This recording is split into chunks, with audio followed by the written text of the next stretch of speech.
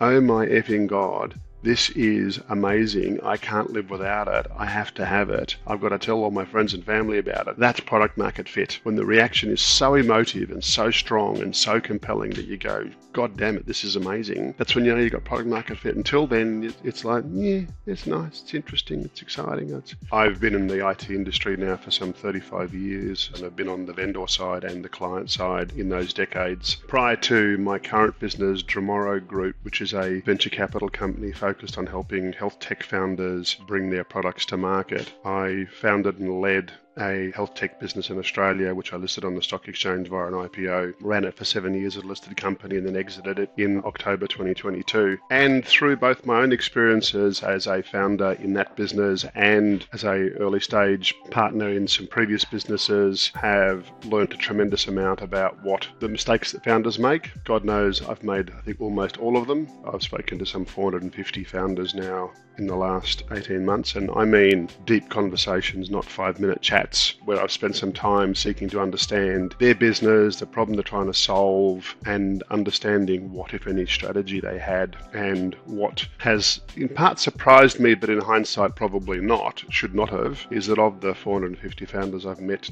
2 had a well thought through, considered strategy. The others didn't have one, in fact, at all, much to their surprise. What they had, when I talk strategy, they tend to go straight to, oh, I've got a go-to-market plan. Go-to-market is not strategy. Go-to-market is a subset of strategy. There are so many skill sets that a founder needs to have a capability in that it's challenging. And a lot of founders are typically in their 20s, sometimes in their 30s. I think the truth is that unless you've spent 15, 20 years in the industry, the probability that you'll have it been exposed to those broad range of skills is pretty low. And as a result, they're making decisions and choices about team members that they're hiring, things that they're doing that are based almost entirely on gut instinct and not on expertise. And that's not an insignificant problem for a founder to have to deal with. And I empathize deeply with those challenges. In my last business, which I founded, I was an experienced IT executive. I had dealt with the broad range of technology experiences that someone would expect to have. I thought I knew enough of what I needed to know,